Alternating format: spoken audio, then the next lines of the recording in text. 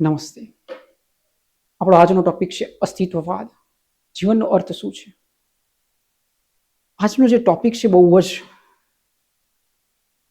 મહત્વનો ટોપિક છે કે જે આપણા જીવન સાથે જોડાયેલો છે.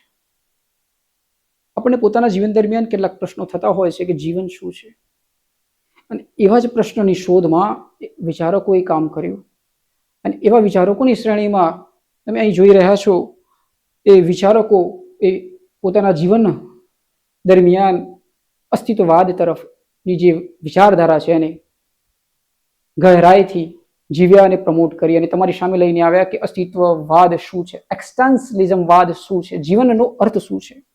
તો આપણે પોતાના જીવન દરમિયાન એવો પ્રશ્ન એક વખત તો થાય જ છે કે આપણે કેમ જન્મ્યા છીએ, અને આપણે અહીં હોવાનો મકસદ શું છે, અને આ દુનિયાનો કોઈ ઈશ્વર છે કે નથી, અને જો છે તો કોણ છે. અને એ વાદ અને વિચાર દ્વારા કિસ્મત છે કે નથી, સુંદરતા શું છે, તમે તમારા નિર્ણયોથી પોતાના જીવનને ડિઝાઇન કરી શકો છો કે પછી આ બધું કિસ્મત દ્વારા ચાલી રહ્યું છે, આ બધું ડિઝાઇન થઈ ગયેલું છે. એવા કેટલાય પ્રશ્નો વચ્ચે કેટલાક વિચારકો આવે છે અને પોતપોતાની વિચારધારાઓ રજૂ કરે છે. એમાંની એક વિચારધારા છે જે અસ્તિત્વવાદ કહેવાય છે, જેને એક્સટેન્શિયલિઝમવાદ કહેવાય છે, જે કિસ્મત ઉપર નથી ચાલતી. ઓકે, પોતાના નિર્ણયોના આધારે પોતાનું જીવન બનતું હોય છે, એને પ્રમોટ કરે છે. ઓકે, તો આપણે એક એવા વિચારકો વિશે બી આજે જાણીએ કે એમને જીવન વિશે શું કહ્યું છે. તો અસ્તિત્વવાદ જીવનનો અર્થ શું છે એ વિશેની કેટલીક સમજ બતાવે છે. એની અંદર એક નામ છે સોરેન કિર્કગાર્ડ, જેને આપણે અસ્તિત્વવાદના પિતા કહીએ છીએ. એક નામ છે જીન પોલ સાર્ત્ર. આ બધું તમે મનોવિજ્ઞાનમાં સ્ટડી કરતા હોય છો. સુંદરતા અને પસંદગી પર ભાર આપે છે કે જીન પોલ સાર્ત્ર શું કહે છે કે સ્વતંત્રતા, વ્યક્તિના જીવનની સ્વતંત્રતા અને પસંદગી એની જિંદગીને બનાવતી હોય છે. આલ્બર્ટ કામુ કહે છે કે નિર્થકતા અને વિદ્રોહ પર ભાર આપે છે. જીવનમાં આ જે શબ્દો છે ને બહુ ડેપ્થ છે. ઓકે, જો તમે મનોવિજ્ઞાનના સ્ટુડન્ટ હો તો તમે આ વસ્તુને સમજી શકો છો, અથવા તમે જીવનની અંદર બહુ તમારા જીવનમાં સંઘર્ષ હોય અને તમે જીવનના ઘણા બધા પછડાટ ખાધ્યા હોય તો તમે આ વિચારોના જે કહેવાનો જે ભાવાર્થ છે એને તમે સમજી શકો છો. તો આપણે ખુલ્લું મન રાખીને કેટલીક બાબતો વિશે, આવા વિચારકોએ શું કહ્યું છે આ જીવન વિશે, એની સમજ કેળવીએ.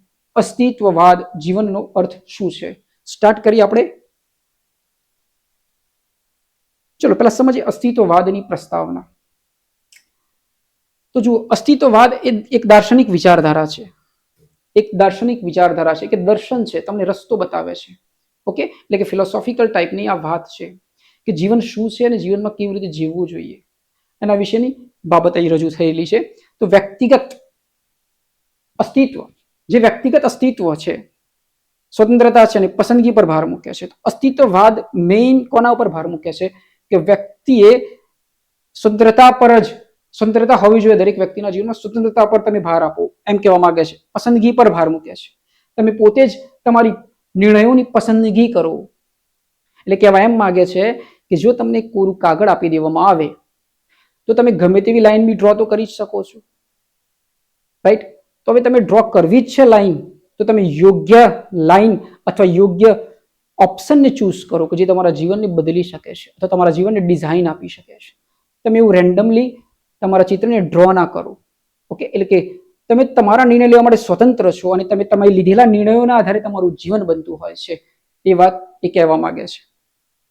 આ વિચારધારા મુજબ મનુષ્ય પોતાના જીવનનો અર્થ પોતે જ નક્કી કરે છે. જો મેં તમને સમજાવ્યું ને કે આ વાદ એના પર ટકેલો છે કે તમે પોતે જ તમારા જીવનનો અર્થ નક્કી કરો. તે પરંપરાગત સામાજિક મૂલ્યોને બદલે વ્યક્તિના પોતાના અનુભવો અને નિર્ણયોને પ્રાધાન્ય આપે છે. એટલે કે જૂની વિચારધારાના આધારે તમે ન ચાલો, દુનિયા શું કહે છે એના આધારે, તમે તમારા અનુભવોને આધારે ચાલો, તમે તમારા નિર્ણયોને આધારે ચાલો. એટલે વાત છે અસ્તિત્વવાદમાં તમારી સ્વતંત્રતા અને તમારી ચોઇસની વાત છે, પસંદગીની વાત છે. તમે જીવનમાં જે નિર્ણયો લો છો એના આધારે તમારું જીવન ઘડાતું હોય છે, એના આધારે જ એના પરિણામો તમારા જીવનમાં બનતા હોય છે. આજનો લીધેલો નિર્ણય કાલે જે પરિણામ બનતું હોય છે આજના લીધેલા નિર્ણયથી બનતું હોય છે. અસ્તિત્વવાદના મુખ્યત્વે શેના પર ભાર મૂકે છે? અસ્તિત્વવાદ સામાજિક રિવાજો પર, વ્યક્તિગત સુંદરતા અને પસંદગી પર, નસીબ અને ભાગ્ય ઉપર. પહેલા તમે શું કીધું? નસીબ અને ભાગ્યમાં તો અસ્તિત્વવાદ માનતો જ નથી. માત્ર આર્થિક પ્રગતિ. તો વ્યક્તિગત સુંદરતા અને પસંદગી પર ભાર મૂકે છે. ઓકે, અસ્તિત્વવાદ મુજબ જીવનનો અર્થ કોણ નક્કી કરે છે? વ્યક્તિ પોતે નક્કી કરે છે. તમે કોઈ સમાજને ના કહી શકો તમારું જીવન એને બદલ્યું છે, બગાડ્યું છે. તમે પોતે જ તમારા જીવનનું ડિઝાઇન કરો. ઓકે, અસ્તિત્વવાદનું મૂળ હેતુ છે તમે નસીબ અને ભાગ્યના ભરોસે ના બેસી રહો. વ્યક્તિગત સુંદરતા અને પસંદગી પર વધારે ભાર મૂકો અને વ્યક્તિગત પોતે જ પોતાના અનુભવો દ્વારા જીવનના નિર્ણયો લો અને પોતાના જીવનને ડિઝાઇન આપો. ઓકે, તો આ તો અસ્તિત્વવાદની પ્રસ્તાવના. સુંદરતા અને પસંદગી જે વાત આપણે કરીએ, સુંદરતા અને પસંદગી પર સમજવાની કોશિશ કરીએ. શબ્દનો અર્થ એ શું કહેવા માંગે છે વિચારો. અસ્તિત્વવાદમાં વ્યક્તિગત સુંદરતાનું સર્વોપરી માનવામાં આવે છે. મનુષ્ય પોતાની પસંદગીઓ દ્વારા જ પોતાનું વ્યક્તિત્વ અને ભવિષ્ય ઘડે છે. વાત થઈ સ્વતંત્રતાની. તો આ વાત એવું કહે છે કે વ્યક્તિ પોતે જ પોતાની સ્વતંત્રતાથી લીધેલા નિર્ણયોના આધારે એનું જીવન બનાવતો હોય છે. કેટલીક અંશે આ બાબત સાચી બી લાગે છે તાર્કિક રીતે જોવા જઈએ તો. તમે કોઈ ફિલ્ડ ચૂઝ કરી તમારા જોબ સાથે, તો એ જોબમાં આવવાના જે ચેલેન્જીસ છે એ તમે પહેલેથી એ ચૂઝ કરી ત્યારથી જ નક્કી કરી લીધેલા હતા. ભલે તમને ખબર ન હતી, એના સાઈડ ઇફેક્ટ હતા એ તમને ખબર ન હતી, પણ એ પહેલેથી જ નક્કી થઈ ગયેલા હતા. ઓકે, તો આપણે ઘણી બધી જગ્યાએ જોઈએ છે કે ડિપ્રેશનનો શિકાર બને છે લોકો એ ફિલ્ડ ચૂઝ કર્યા પછી. ઘણીવાર પોતાના જીવનનો અંત લાવી દે છે એવી ફિલ્ડો ચૂઝ કરીને. તો એના મૂળ ક્યાં હતા? એમને જે પસંદગી કરી હતી એમાં એના મૂળ હતા. તમારી વ્યક્તિગત પસંદગીના આધારે ભવિષ્ય બી એ રીતે એના પરિણામો આપતું હોય છે. તો કન્સેપ્ટ એ છે કે અસ્તિત્વવાદમાં વ્યક્તિત્વ અને ભવિષ્ય ઘડે છે. પોતાનું વ્યક્તિત્વ જ ભવિષ્યને ઘડે છે. તમે આજે જે ડિસિઝન લો છો સારા કે ખોટા, એ આજે સારા કે ખોટા નથી બનતા, એ ભવિષ્યના સંદર્ભે સારા કે ખોટા બને છે. ઓકે, તમે જે લીધેલા નિર્ણયો છે એને બહુ સોચી સમજીને જ લેવા જોઈએ. તમારા જીવનમાં જેટલા બી નિર્ણયો એવા છે કે જે તમારી લાઈફને બહુ જ ચેન્જ કરે છે, તો તમારે બહુ વિચારીને લેવા જોઈએ. ભલે આપણી જવાનીનો જે સમય છે જતો રહે છે, પણ જ્યારે આપણે સમજતા થઈએ છીએ પછી અસ્તિત્વવાદ બહુ જ કામ લાગે છે. એટલે મનોવિજ્ઞાનના જે સ્ટુડન્ટો હોય છે એ લોકો કોલેજ દરમિયાન આ વસ્તુ સ્ટડી કરેલી હોય છે. ઓકે, તો ઘણા લોકો આપણે નથી કહેતા સેન્સ ઓફ હ્યુમર સારું છે, એમની બોલવાની છઠ્ઠા સારી છે, એમના સંબંધોને કેળવવાની એમનામાં આવડત છે, તો એ વ્યક્તિ ત્યારે જ બની શકે છે જ્યારે એને આવા દાર્શનિકોને વાંચ્યા હોય છે. અથવા તમે સાહિત્યને વાંચો, સાહિત્યને પ્રેમ કરો, તો તમારી અંદર છે ને પ્રેમનો દીવો સળગતો રહે છે. ઓકે, તો નફરતના જમાનામાં પ્રેમનો દીવો સળગાવવો એ બહુ અઘરી બાબત છે. આ સ્વતંત્રતા સાથે મોટી જવાબદારી પણ આવે છે, કારણ કે દરેક પસંદગીનું પરિણામ વ્યક્તિ પોતે જ સ્વીકારવાનું હોય છે. સમજ્યા વાત? આપણે બીજામાં એવું કહી શકીએ છીએ કે કુદરત કરે તે સાચું, મેં નહોતું કર્યું, આ કુદરતે કર્યું, હવે જે થયું તે સાચું. એટલે એમાં તમે છટકી શકો છો. જ્યારે વ્યક્તિગત ડિસિઝન લીધેલા હોય છે ત્યારે એના પરિણામો જ્યારે ગંભીર અથવા તમે ધાર્યા હોય છે એવા નથી આવતા, ત્યારે તમે એ સ્વીકારવું પડે છે કે આ મારા લીધે થયું છે, આ મેં જે નિર્ણય લીધો હતો એનું આ પરિણામ છે. એટલે તમે છટકી નથી શકતા, એટલે જવાબદારીમાં બંધાઈ જાઓ છો, એટલે પોતે સ્વીકારવાનું રહે છે. આ અસ્તિત્વવાદનો સાઈડ ઇફેક્ટ છે. અસ્તિત્વવાદમાં સ્વતંત્રતાની સાથે શું અનિવાર્યપણે જોડાયેલું છે? શું જોડાયેલું છે? જવાબદારી જોડાયેલી છે. તમે તમારું ડિસિઝન લીધું છે એટલે એના પરિણામો ભોગવવા તમે પોતે જ બંધાયેલા છો. વ્યક્તિ પોતાનું વ્યક્તિત્વ કેવી રીતે ઘડે છે? તો પોતાની પસંદગી અને કાર્યો દ્વારા. અસ્તિત્વવાદ એવું કહે છે કે તમે તમારા જીવનની ડિઝાઇન તમે જે બનાવી રહ્યા છો, કે આજે તમે છો અને આજથી 10 વર્ષ પછી ક્યાં હશો તમે, એ બધું જ તમે તમારી વ્યક્તિગત રીતે ડિસિઝન લીધેલા હોય છે, એના પર જ આધારિત હોય છે. વ્યક્તિ પોતે જે નિર્ણયો લે છે અને એના આધારે જે કાર્યો કરે છે એના આધારે જ એના જીવનનું આગળનું ભવિષ્ય હોય છે. હવે સમજીએ અસ્તિત્વ અને સાર. જો આ સમજજો, આ બી એક ઇન્ટરેસ્ટિંગ ટોપિક છે જે એ સમજાવવા માંગતા હતા. એની અંદર આપણે સમજીએ અસ્તિત્વ સારની પૂર્વે છે. આ વાક્ય છે ને એને સમજી શકાય છે. અસ્તિત્વ સારની પૂર્વે છે. અસ્તિત્વવાદનો મૂળભૂત સિદ્ધાંત છે. જુઓ એમને શું કીધું? અસ્તિત્વવાદનો મૂળભૂત સિદ્ધાંત છે અસ્તિત્વ એ સારની પૂર્વે છે. પહેલા અસ્તિત્વ આવે છે, પહેલા આપણો જન્મ થાય છે અને પછી બધી વાતો શરૂ થાય છે. સારત્વની વાતો શરૂ થાય છે, આ દુનિયાના કોર ભાગની વાત શરૂ થાય છે. એટલે એમને એવું કેવું છે કે અસ્તિત્વ પહેલા જન્મે છે ને બધી બાબતો પછી જન્મે છે. એટલે કિસ્મતને પ્રાધાન્ય મળતું નથી. પહેલા આપણો જન્મ થાય છે એટલે અસ્તિત્વ પહેલા છે અને પછી સારત્વ છે. તો ડેપ્થ વાંચજો, સમજજો, હજુ ડેપ્થ છે. આનો અર્થ એ છે કે મનુષ્ય પહેલા અસ્તિત્વમાં આવે છે અને પછી પોતાના કાર્યો દ્વારા પોતાની ઓળખ ઊભી કરે છે. સમજાઈ ગઈ વાત હું જે કહેવા માંગતો હતો? કે અસ્તિત્વ પહેલા જન્મે છે અને મનુષ્ય પોતાના નિર્ણયોથી, પોતાના કર્મોથી પોતાના જીવનને સુંદર કાં તો અસુંદર બનાવતો હોય છે. એના જીવનની સુખ તરફ કે દુઃખ તરફ લઈ જતો હોય છે. કેટલીક ઘટનાઓમાં પોતાના નિર્ણયો એના મેઇન હોય છે. એટલે આપણે જોઈએ છીએ આપણી આજુબાજુનું જે વાતાવરણ છે આજકાલ, એની અંદર આપણી ચોઇસ મહત્વની છે. આપણે તમે જુઓ છો આજે ઘણા બધા લોકોના લગ્ન જીવનોમાં જે પ્રોબ્લેમ થાય છે એ પોતે લીધેલા નિર્ણયોના લીધે છે. કે એ નિર્ણયો એ જોઈ વિચારીને લીધેલા નથી, એ બહુ દૂરદંશીથી લીધેલા નથી, અથવા તમે એ કર્મો એવા કરી રહ્યા છો કે જે તમારા પસંદગી ઉપર શું કરે છે, પસંદગી ઉપર વધારે દબાણ કરીને તમારે નિર્ણયને વધારે છે ને ડિક્લાઇન કરે છે. એટલે કે તમે જે નિર્ણયો લીધા છે એને સફળ બનાવવાને બદલે ડિક્રેઝ કરી રહ્યા છે, અસંતોષ પેદા કરી રહ્યા છે. સંતોષ નહીં, અસંતોષ પેદા કરી રહ્યા છે. તમારા કર્મો અને તમારા નિર્ણયો તમારા જીવનને વધારે ડિક્રેઝ કરી રહ્યા છે, અપલિફ્ટ નથી કરતા, ડિક્રેઝ તરફ લઈ જાય છે. એટલે તમે એવું કંઈક કરો કે તમારા નિર્ણયોને, તમારી સ્વતંત્રતા છે એને એવી જગ્યાએ લગાવો કે જેની અંદર તમે સુખથી રહી શકો, જેની અંદર તમે તમારા જીવનને વધારે સારો પર્યાય અને અર્થ વિસ્તાર આપી શકો.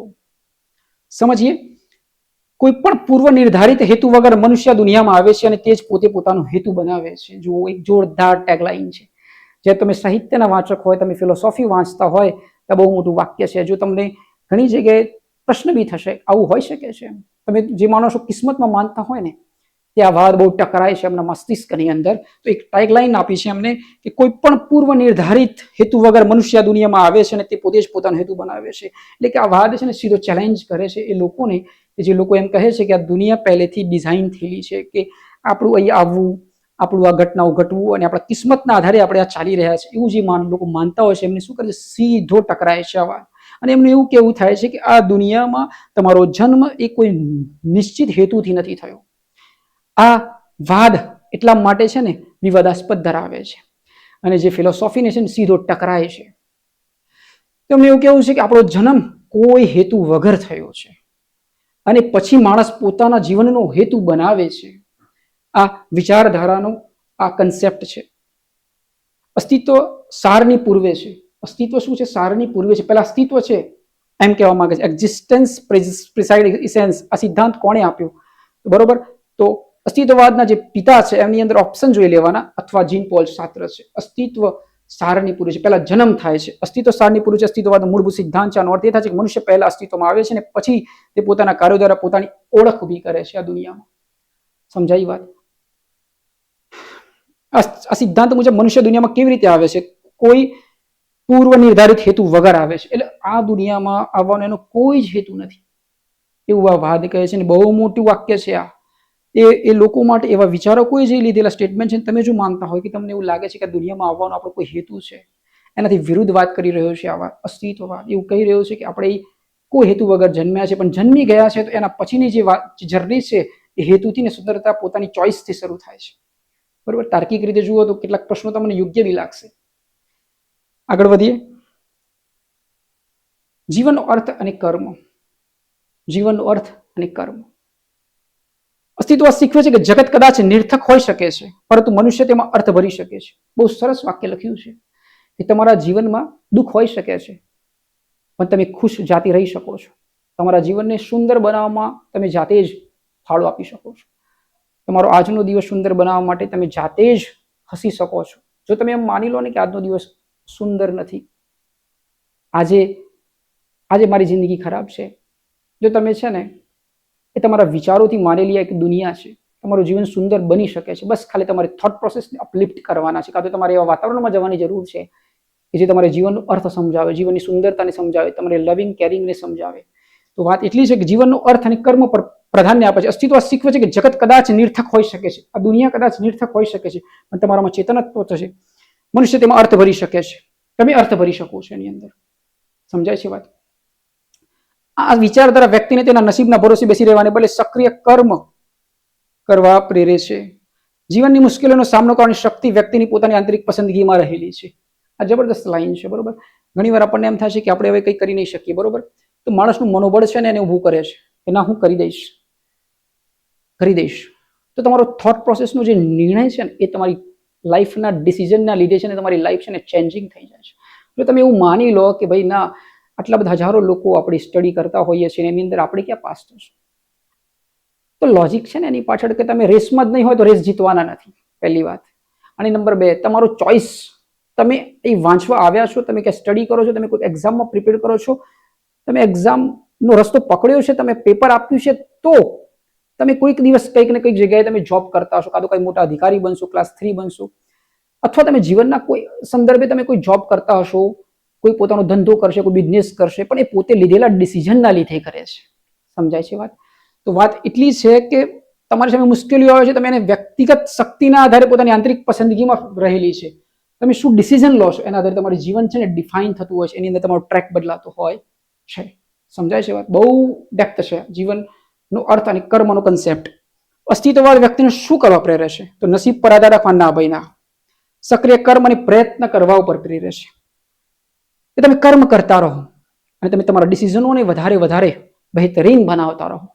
એની અંદર તમે જ્યાં બી તમને ગેપ લાગે છે, સુધારો લાગે છે, અને સુધારતા રહો. તમારા વ્યક્તિત્વને સુધારતા રહો, તમારા જીવનના નિર્ણયોને સુધારતા રહો. જે નિર્ણયથી ને જે લાઈફસ્ટાઈલથી 1 વર્ષ પહેલા જીવ્યા છો, બીજી લાઈફસ્ટાઈલ શું કરવા જીવો છો, એની અંદર વધારે અપલિફ્ટ લાવો. જે લોકોથી તમે હેરાન પરેશાન થઈ ગયા છો, એ લોકોને તમે તમારી સાથે શું કરવા, એ વાતાવરણમાં શું કરવા રહો છો, એ લોકોને તમે ડિટેચ થઈ શકો છો. તમે ન્યૂ કમર્સ સાથે જોઈ, એટલે કહેવાય છે જીવનને અર્થ આપો. જીવન બદસૂરત નથી, જીવનને અર્થ આપો. જીવનની અંદર ઘણું બધું એવું છે જે તમે ડિઝાઇન કરી શકો છો. તમે તમારા પાર્ટનર્સને ચૂઝ કરી શકો છો. તમે કેવી રીતે જીવવું એ ચૂઝ કરી શકો છો. તમે કેવા કપડાં પહેરવા ચૂઝ કરી શકો છો. તમે કેવું વિચારવું છે એ તમે ચૂઝ કરી શકો છો. તમે તમારું કર્મ બી ઘણી બધી જગ્યાએ ચૂઝ કરી શકો છો કે ના, હું આ કરીશ, હું આ નહીં કરું. એવી કેટલીય બાબતો છે જીવનની અંદર ડિસિઝન લેતી વેળાએ તમે એમ કરી શકો છો જે તમે ચૂઝ કરી શકો. તમારી સુંદરતાને ચૂઝ કરી શકો છો. બસ ખાલી તમારે જાગૃત રહીને આ નિર્ણયો લેવાના થતા હોય છે. તો ભાર આપે છે સુંદરતા ઉપર અને તમારા ડિસિઝન ઉપર, કર્મ ઉપર. જીવનમાં અર્થ કોણ ભરે છે? તો વ્યક્તિ પોતે ભરે છે. એવું આ ફિલોસોફરોનું માનવું છે, આ દાર્શનિકોનું માનવું છે, અસ્તિત્વવાદનું માનવું છે કે જીવનમાં અર્થ છે ને વ્યક્તિ પોતે ભરે છે. ઓકે, આગળની સ્લાઇડ તરફ જઈએ. અસ્તિત્વવાદનો પ્રભાવ. અસ્તિત્વવાદનો પ્રભાવ, આ વિચારકોનો પ્રભાવ કેવી રીતે છે જીવન પર? અસ્તિત્વવાદનો પ્રભાવ છે ને સાહિત્ય પર તમને જોવા મળશે, મનોવિજ્ઞાન પર જોવા મળશે અને કલાના ક્ષેત્રમાં ખૂબ જ ઊંડો જોવા મળશે. એટલે અસ્તિત્વવાદની વિચારધારાને જે વરીને જે લોકો કામ કરી રહ્યા છે એની અંદર તમને કઈ જગ્યાએ જોવા મળશે? અસ્તિત્વવાદ સાહિત્યમાં તમને જોવા મળશે, જે જીવન વિશેની ફિલસૂફી સમજાવશે ત્યાં. પછી મનોવિજ્ઞાનના સ્ટુડન્ટો મનોવિજ્ઞાન પર જ્યારે લખાશે, દરેક વસ્તુ લખાતી હોય છે, વ્યક્તિ શું વિચારે છે, શું હોય છે આ દુનિયાની અંદર, તો મનોવિજ્ઞાનમાં આની અસર જોવા મળે છે. અને કલાના ક્ષેત્રમાં બી આ વાદની અસર જોવા મળે છે. જે વ્યક્તિને આત્મનિર્ભર બનાવે છે અને માનસિક રીતે શું બનાવે છે? મજબૂત બનાવે છે. આ બહુ સુપર વાક્ય છે, માનસિક રીતે મજબૂત બનાવે છે. આપણા જીવનમાં આજની ઘડીએ, આજના સમય દરમિયાન સૌથી વધારે તકલીફ શું છે કે આપણે માનસિક રીતે છે ને વીક બની ગયા છે. આ જીવનને બહુ ગંભીરતાથી લેતા થઈ ગયા છે. આપણા જીવનના પ્રોબ્લેમ્સને બહુ ગંભીરતાથી લેતા થઈ ગયા છે. કદાચ સોલ્વ આઉટ ન થાય તો આપણે એને સમય પર છોડી દઈ શકીએ છીએ. કેટલીક બાબતોને લેટ ઇટ ગો બી કરી શકીએ છીએ. તો માણસના મસ્તિષ્કને મજબૂત બનાવવા માટેનો જે વાદ છે એ અસ્તિત્વવાદ છે. તમને ડિસિઝન લેતા શીખવાડે તો અસ્તિત્વવાદ શીખવાડે. તમને સ્વતંત્રતા પર ભાર મૂકવાનું શીખવાડે તો અસ્તિત્વવાદ શીખવાડે. તમારા જીવનને ડિઝાઇન આપવી હોય, તમે શું વિચારો છો, શું લખો છો, આજે શું નિર્ણય લો છો, કાલે એ જ નિર્ણયના આધારે તમે આગળનું ભવિષ્ય ડિઝાઇન કરી શકો છો, એવું અસ્તિત્વવાદ કહે છે. આ વિચારધારાના મુખ્ય ચિંતકોમાં સાત્ર છે, આલ્બર્ટ કામુ છે અને ફ્રેડરિક નીત્શેનો સમાવેશ થાય છે. ઓકે, તમે વધારાના સમયમાં આવા ઘણા બધા ફિલોસોફરો છે જેને વાંચી શકો છો. જીવન વિશે સમજવા માટે આપણે જન્મ્યા છે તો તમે વાંચવું જરૂરી છે. આપણે આ બધું કરવા તો નહોતા જન્મ્યા. એક પાર્ટ ઓફ લાઈફ છે, આ બધો સમય છે, એની અંદર કેટલાક પ્રશ્નો થવા જોઈએ કે આપણું જીવનનો અર્થ શું છે, આપણે જીવનને ખરેખર કઈ દિશામાં આપણું જીવન જઈ રહ્યું છે. અને આપણે આજે બી તમે તમારા નિર્ણયોને બદલીને તમારા જીવનને વધારે સુંદર બનાવી શકો છો, અથવા પોતાની કેટલી બી બાબતો એવી છે જેને છોડી શકો છો, જે તમારા જીવનને ડિસ્ટર્બ કરી રહી છે. તો બસ તમે સ્વતંત્રતાથી તમારો નિર્ણય લો અને તમારા જીવનને બહેતરીન બનાવો. એવું હું નહીં, આ વાદ અસ્તિત્વવાદ કહે છે. અસ્તિત્વવાદનો પ્રભાવ મુખ્યત્વે કયા ક્ષેત્રોમાં જોવા મળે છે? સાહિત્ય, મનોવિજ્ઞાન અને કલાના ક્ષેત્રમાં જોવા મળે છે. નીચેનામાંથી કયા ફિલસૂફ અસ્તિત્વવાદ સાથે જોડાયેલા છે? આલ્બર્ટ કામુ છે, ફ્રેડરિક નીત્શે છે, સાત્ર છે, ઘણા બધા છે. તો આ વાત હતી અસ્તિત્વવાદની.